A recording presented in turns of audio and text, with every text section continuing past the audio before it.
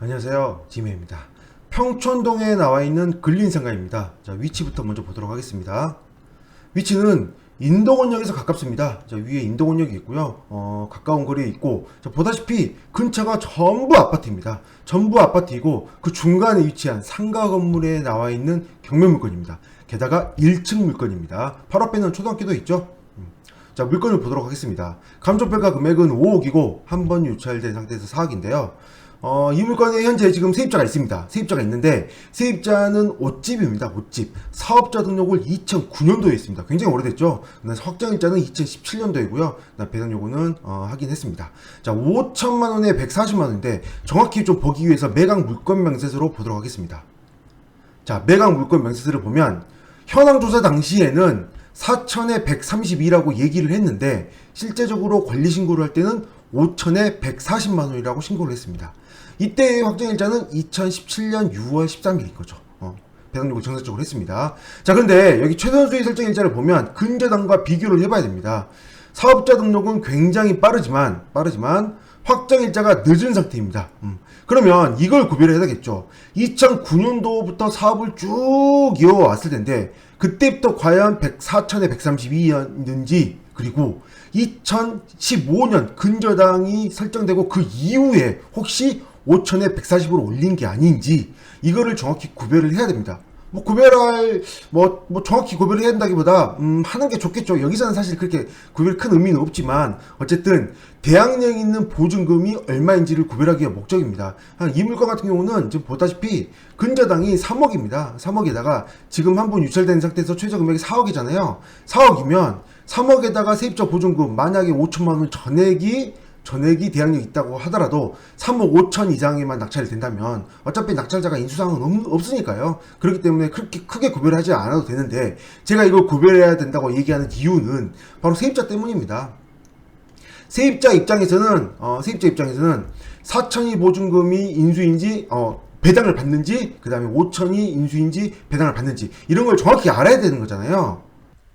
그런데 사실 근저당이 3억이고 그 이후에 보증금이 5천이므로 사실 이게 빠르나 늦으나 대항력이 있으나 없으나 사실 이 확정일자에 의해서 배당을 전부 받으면 되는 거잖아요. 그렇기 때문에 배당을 전부 받으면 뭐예요? 당연히 낙찰자가 인수상은 당연히 이 금액 이상으로 낙찰이 되면 인수상은 없게 됩니다. 그렇기 때문에 특별히 그런 부분에 대해서는 여기는 언급을 특별히 안 한 게 아닐까 좀 생각을 해보게 됩니다.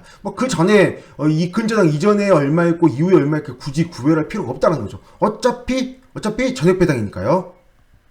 물론 당연한 얘기지만 3억 5천, 여기에다 이제 경매 비용이나 당해세 이런 걸 제외하고요. 3억 5천 이하로 낙찰이 된다면 정확히 구별해야 됩니다. 근저당 이전까지 대항력이 있는 보증금이 4천인지 5천이 맞는지, 그래서 배당받지 못한 금액은 낙찰자가 인수가 될 테니까요. 그렇게 될 것 같지는 않습니다. 지금 신고된 금액 140만 원으로 돼 있는데 이 금액만 해도 벌써 이 140만 원을 월세를 받는 물건이 지금 감정평가 금액이 4억이다. 조금 애매할 수도 있겠지만 사실 위치나 이런 것만 봐서는 나쁘지 않아 보이거든요. 그래서 이번에 저는 개인적으로는 낙찰이 되지 않을까 좀 그렇게 좀 추측을 해보고 있습니다. 자, 이 물건 로드뷰로 좀 보도록 하겠습니다. 자, 로드뷰로 보면, 자, 로드뷰로 보실 때 지금 현재 위치가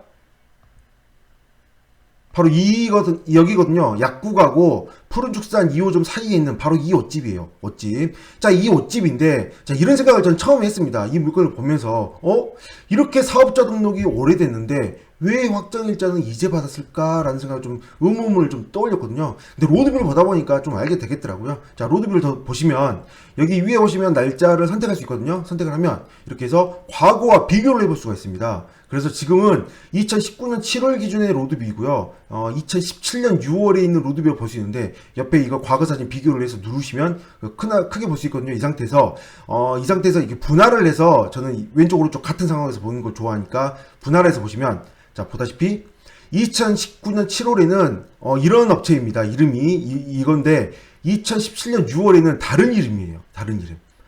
그래서 제가 아까 얘기했던, 자, 이 부분에 있어서 아마 2019년 오래전 2019년부터 사업을 했던 거는 어떤, 예를 들어 A라는 옷집이었다. A라는 옷집이었는데 계속 운영을 하다가 그 다음에 B라는 옷집으로 이름을 바꿉니다. 이름을 바꾸는데 소유자는 바뀌는 게 아니고요. 사업자 등록은 그대로니까 바꾸는데 사업명이 바뀌는 거죠. 내부적으로 뭐 옷이 뭐 어떤 디자인이냐라든가 어떤 업체가 바뀌는 뭐 이런 거는 제가 뭐 옷집에 대해서 잘 모르니까 어쨌든 같은 소유자 같은 임차인인데 소유자가 아니라 같은 임차인인데 상호명이 바뀜으로 인해서 사업자 등록은 그대로 유지를 했고 상호명이 바뀌면서 이렇게 확정일자를 받은 게 아닐까 그렇게 좀 추측을 해볼 수 있는 부분입니다. 자 보시면 과거에는 뭐 다른 이름이 있었고 이렇게 바뀌었고요. 더 과거를 봐보겠습니다. 2010년도까지 봐봤거든요. 쭉 다 봐봤거든요. 2010년도만 봐도 옷집이 그대로입니다.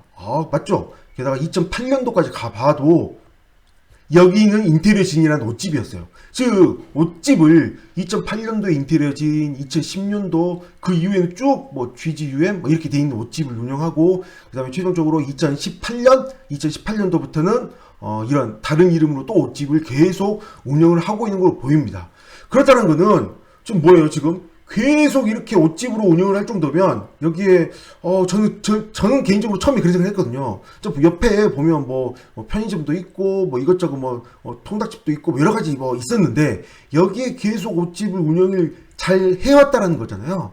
10년 동안 10년 넘었죠. 10년 넘게 계속 이 자리는 여자 옷집, 여성 옷으로 보이거든요. 계속 여성 옷으로 하는 거 보니 문제없이 어느 정도 장사가 잘 되는 게 아닐까. 좀 그렇게 좀 추측을 좀 해보고 있습니다.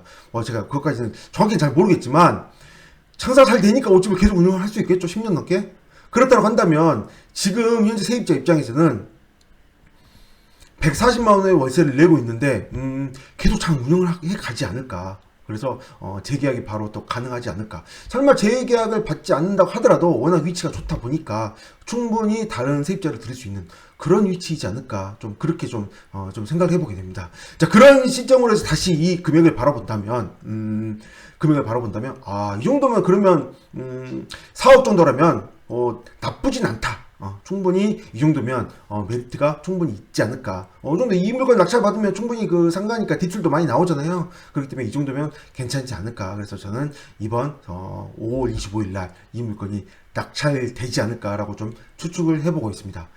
위치가 굉장히 좋네요. 한번 가보세요. 한번 여기는 굉장히 번화가이기 때문에 뭐 아까 로드뷰로 보다시피 로드뷰로만 봐도 그냥 굉장히 좀 많습니다. 이것저것 굉장히 이것저것 많이 있고 이 근처가 아파트가 굉장히 많은데 상가가 그렇게 많지 않아요. 그렇기 때문에 워낙 이 바로 앞에 이제 초등학교여서 약간 이제 막아졌다라는 그런 느낌이 좀 있긴 하지만 이 근처가 전부 다 보다시피 전부 아파트다 보니까 나쁘지 않은 위치가 좋은 그런 상가이지 않을까. 좀 안정적인 상가이지 않을까. 좀 그런 생각을 해보게 되네요. 거의 뭐 아파트 상가와 거의 비슷할 정도로 그 정도가 되지 않을까요? 네, 여기까지 하겠습니다. 감사합니다.